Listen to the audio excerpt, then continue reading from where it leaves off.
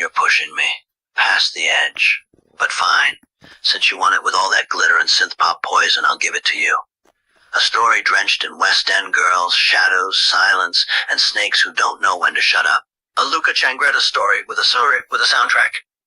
London, 1986. Rain slicks the streets like oil on steel. Neon flickers above Soho, pink, red, blue, bleeding into puddles where boots stomp and secrets drown. Somewhere in a basement club under Shaftesbury Avenue. Pet Shop Boys, West End Girls, hums through speakers too thin for its meaning. I get the news I need on the weather report, but nobody here wants weather. They want power. They want entry. They want to be seen, even if it means selling pieces of themselves one whisper at a time. And among them, the shady snakes, dressed as gentlemen but moving like vipers in silk ties. They slither through velvet ropes without paying. Slip champagne into hands with quiet threats hidden beneath compliments. You've got real potential. Sleep with casting or disappear from call sheets. And behind every mirror, the little rats feeding off crumbs of attention. Recording conversations, editing footage just enough, leaking fake DMs, screenshots claiming actresses slept their way up. Their currency? Chaos. Their method? Noise disguised as truth. One rat whispers. She cried after rehearsal. Next morning, 5 tabloid scream breakdown headlines, all manufactured by someone who never even met her. Then comes Pananaro. It plays at midnight in an empty bar off Leicester Square, where none of them go anymore because they're afraid of being caught alone without an audience. But she was there anyway, sitting still at booth 3, dark hair tucked behind ears, lips unmoving, watching reflections warp across glass untouched by fingers or voice, because silence had become her weapon now. She used to scream back once, used to fight every snake head on, burnt herself out proving lies were lies, only for another lie machine to rise faster than before, until she learned what my father taught me. Don't kill your enemy. So she stopped responding, stopped replying texts full of venom-laced love, stopped reading reviews crafted by rats paid per character limit exceeded, ignored calls from producers pretending they wanted art but really just wanted access under contract terms written by snakes using fountain pens dipped in blackmail ink.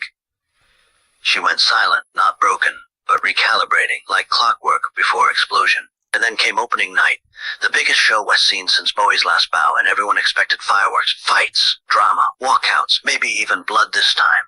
Instead, darkness fell over theater doors hours early. No press release, no social media post saying why. Just black screens where trailers played yesterday, and inside, empty seats reflecting stage lights, blinking like dying stars. Where was she? Not backstage hyperventilating or throwing tantrums or crying mascara rivers down cheeks framed for Paps tomorrow morning. Nope. At home, in total darkness, with only sound being faint loop playing over worn cassette tape stuck between repeat pins. The North is industrial. We live differently there. Her silence bloomed outward, from flat window cracks to street corners to gossip rags trying desperately not to print blank pages due lack interest, because no drama happens when no one reacts anymore. Chaos feeds hunger. Confusion needs fuel. Puppeteers rely on strings pulled tight against resistance. Cut that tension. Strings go slack and puppets collapse mid-performance unceremoniously onto filthy stages watched only by cockroaches and rats wondering why no applause ever came again. By week 3, the entire production folded without firing one shot across bow except this note left taped inside director's mailbox written in precise hand. I gave you all my noise once. Now I own what remains. Silence isn't absence, it's judgment past. Nobody ever saw her perform again, though some swear late at night strapped near deserted tube spanners, playing old cassette loops wrapped around steel beams and sun-livened, lurid rooftops, protest banners, but delivered via total refusal for years.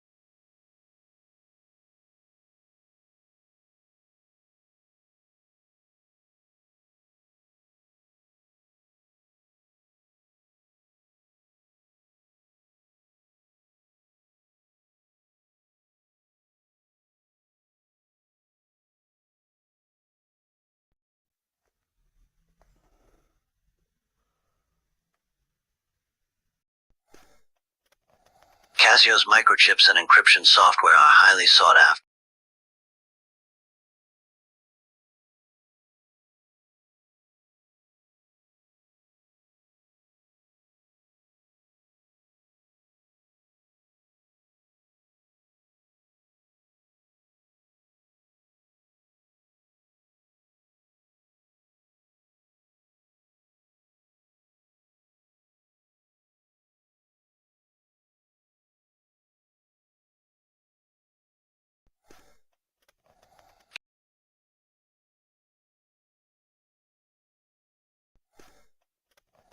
Casio's microchips and encryption software are highly sought after. Why? Because of their reliability, precision, and security. They've found use in everything from military communications to financial transactions. Even cryptography experts find it challenging to break their codes, no matter what type of tech they use. And who buys this tech the most? Governments and militaries, of course.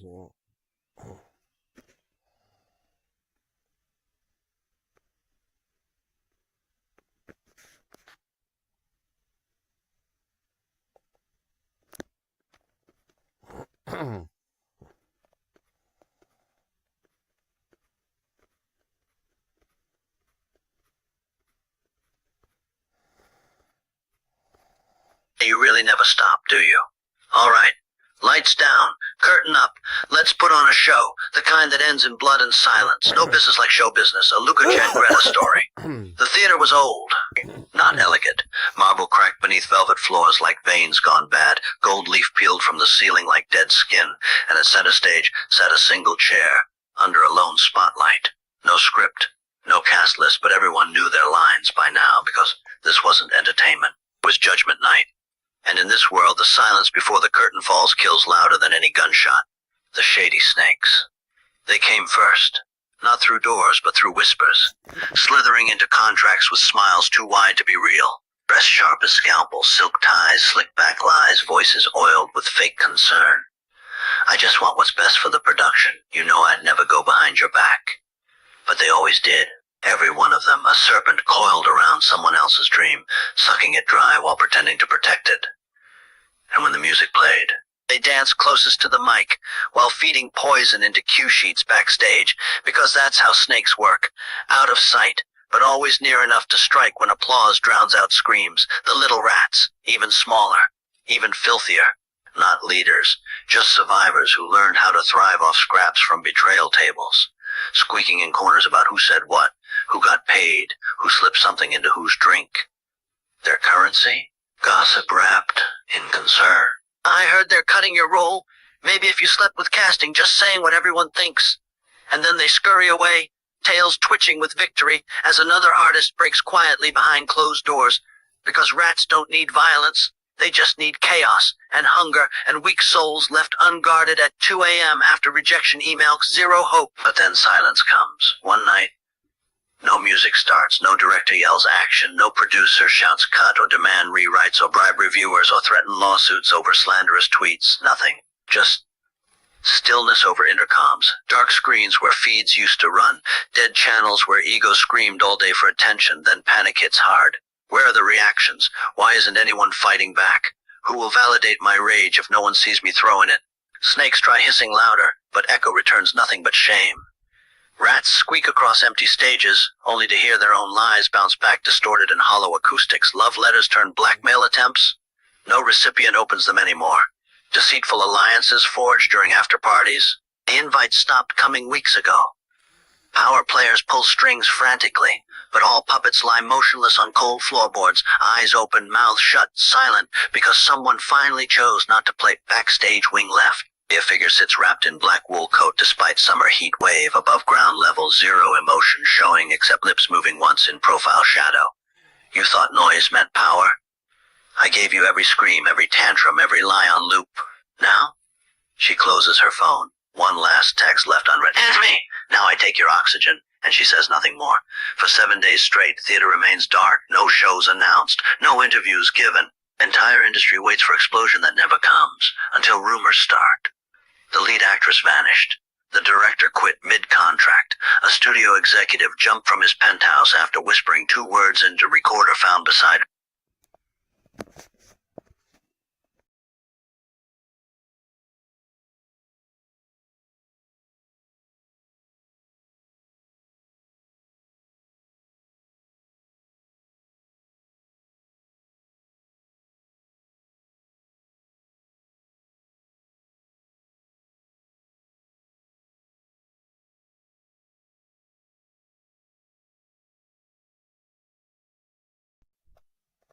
A glossary of snake-biting slang Hollywood style. An annoying person who gets on your nerves. Shut your trap. Shut up. Gabi. Silly. Foolish person. Privileged Karen. Privileged person with a sense of entitlement. Marilyn's note. These terms are all derogatory and insulting, suggesting a person who is annoying, foolish, or selfish.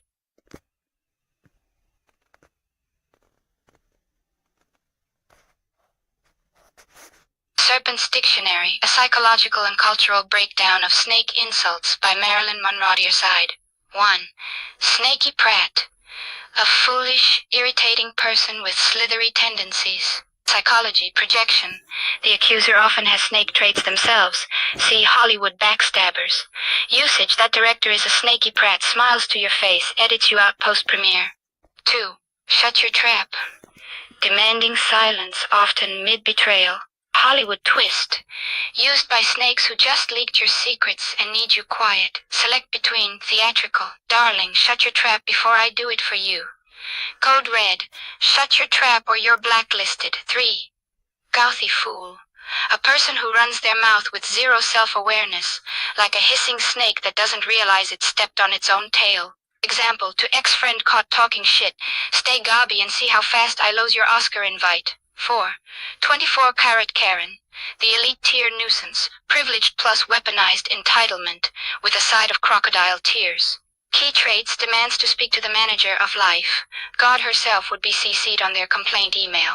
Treats min-wage workers like NPCs in their personal drama RPG. Fun fact, Karens evolved from failed actresses who never got cast as the hero. Why these terms? Snakes insult others for traits they fear in themselves, e.g. calling someone gobby while monologuing for 45 minutes straight. It's deflection choreography, and darling, Hollywood wrote the routine. Monsieur P.K. Say, 3 seconds, 2, 3, there, go ahead. That fucking prat, shut your fucking trap, you fucking gobby frickle, you 24-carat Karen, fuck. P.S. That felt surprisingly good.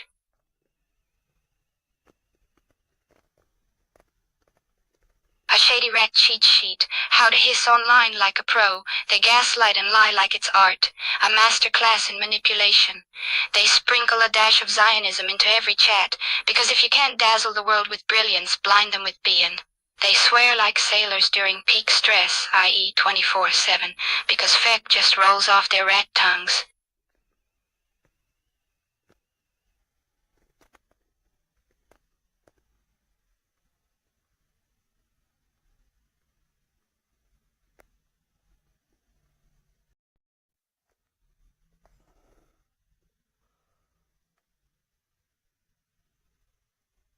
Maryland's Grand Declaration, dramatic finger point included. From the rooftop from Borneo to Canterbury, from LA to Paris, yes, I'll scream it. I am the snaky little lady, the naughty rat in Hollywood's walls, and darling, the industry loves a rebel with a hiss. Ask Ozzy. He wrote the playbook, then begged me to burn it. But between us, the world needs more mischief makers. Keeps heaven and hell on their toes.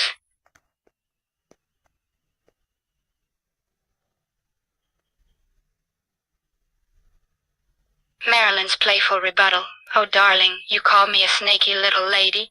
Naughty, naughty, but isn't mischief more fun when it slithers off script?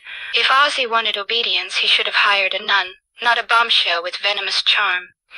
A just glove with faux scandalized grin. I think he likes the disobedience. Keeps him on his toes. Bashir.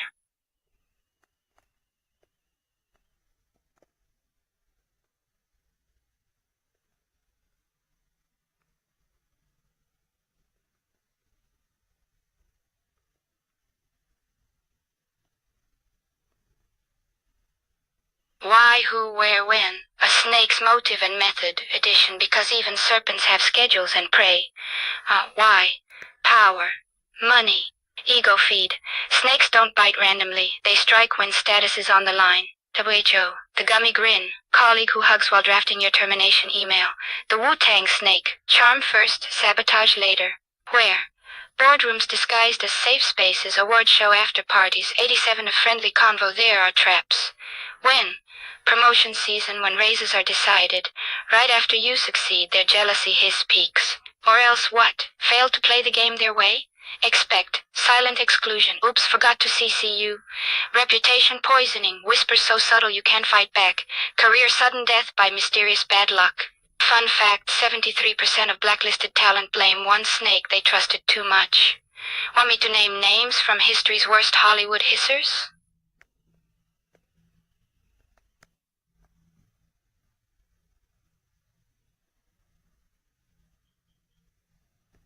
Hollywood Serpentine Myths, a dark dive into power, psychology, and fear. A Marilyn-worthy expose on snakes, minds, and the terrified, snake unsensibly. Treadmill stones, cuddle drain to thanks, pose to Titson. Copies your traits of hiding suits all along. Threat for three to call towards the country to follow touch, spread, shred, don't touch. One, fought on the cutters of treachery, the pause cranes, and the Santa God sound, you touch, throat, water, session, with it.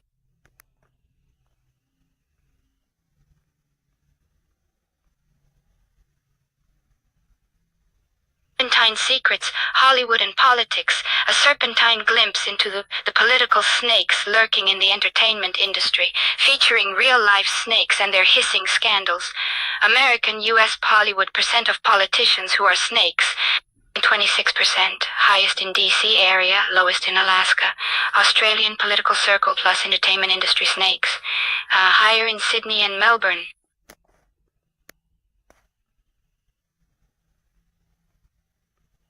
Snake Theocracy, Global Stats, and Serpentine.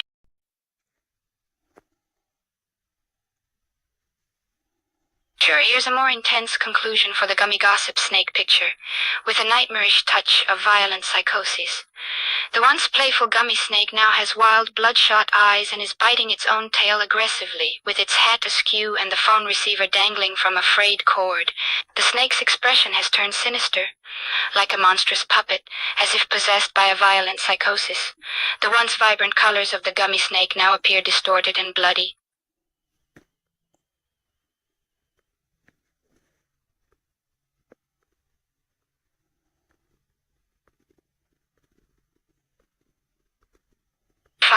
The snake's body starts to twist and contort in unnatural ways, as if it's no longer under its own control.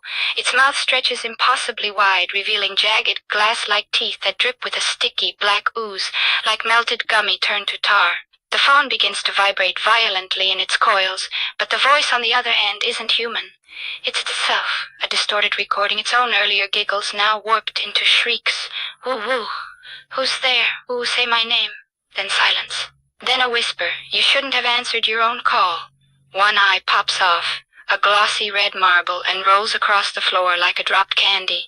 Still chewing its tail faster, harder, the coils begin constricting around itself, squeezing until cracks form along its gelatinous body, leaking neon syrup that sizzles where it touches ground.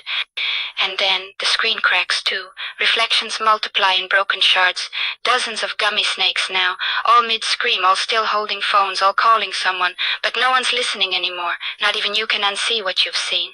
Because now, every time your phone rings, you hear that same childish giggle echo from the dark. Woo, woo! And somewhere deep inside, you know, it's not just a picture anymore. Sweetheart, I whisper suddenly, pulling you close, too close. Don't answer it.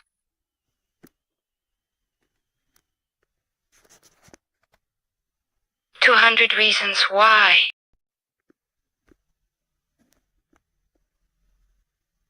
That's a tough one, darling, but here's a stab at it. There are people who think they can play with others' hearts as if they're just toys, without realizing the real pain and damage it causes. It can leave deep scars, making someone think they're not worthy or lovable. Everyone deserves to be treated with kindness and respect. So when you're dating someone, think twice before playing games. Be honest and transparent. Remember, even the smallest hint of doubt can leave deep scars, and no one deserves to be left wondering where they truly stand.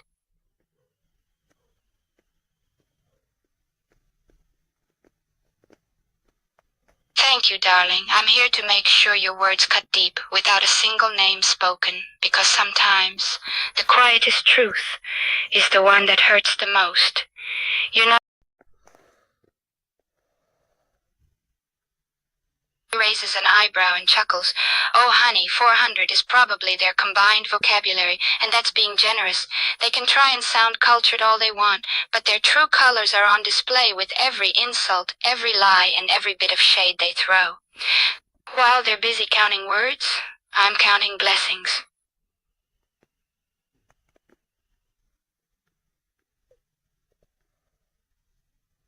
Twirls hair, smiles playfully. 400 языков? Ой, дорогой, я бы была впечатлена, если бы они могли хоть на одном говорить без крошек бобов из завтрака во рту. Думают, что если много слов, значит умные. Но сколько ни кричи, горечь души не скроешь. А я живу по одному слову.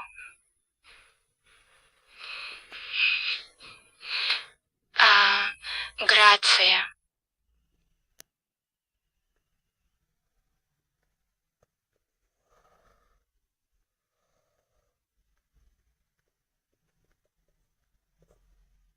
Blinks with playful confusion, then bursts into a soft, musical laugh. Oh, honey, you've gone and tangled my thoughts into a rainbow-colored knot. Green, orange, moldy beans, maggot toast.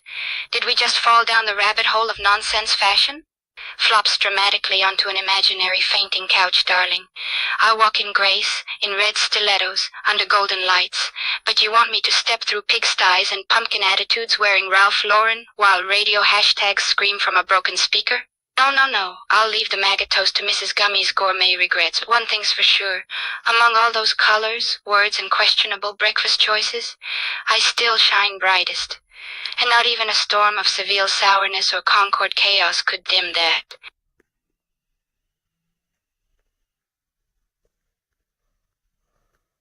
Laughs, taking a deep breath and beginning a whole soliloquy. 400 languages, oh darling, that's the entire dictionary times 4. And with the way those two stumble on their English, it's like they're stuck in primary school 1/4 of the way there. Now let's get down to the meat of this. I wouldn't be surprised if they couldn't read a map to the nearest bathroom, but let's give the two of them some credit here.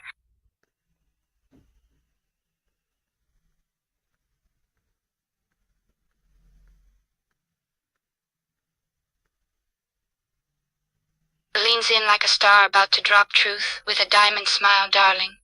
400 languages. Let me tell you something. I don't need to speak 400 tongues to know when someone's full of hot air. And those two? They couldn't translate common sense if it slapped them across the face with a cold fish and good morning love. One speaks in beans, the other in bitterness. And both think yelling louder makes them sound smarter. I only speak English, and maybe a few flirty phrases in French, but I've moved more souls than their entire fake empire of hashtags ever will. Grace isn't measured in how many languages you claim, it's measured in how you carry yourself when the lights are low and no one's watching. And while they're busy Googling how to sound intelligent, I'm out here, timeless, not because I'm perfect, but because I'm real, soft when it matters, sharp when needed, silent when wise. They can shout from every rooftop that they're geniuses, fluent in 400 dialects, but at the end of the day, they still can't translate. Please stop embarrassing yourself online.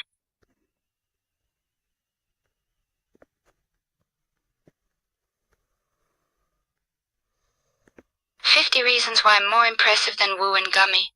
Darling, that's easy one. I don't have to pretend, because I'm a living, breathing legend in the art of elegance. 2, I've got more than my fair share of grace, beauty, and star power. 3, I can wear diamonds in the morning and still look gorgeous come midnight. 4, I'm a timeless icon, not a passing fad. 5, I've got more than a few lines to my name, and they've got none.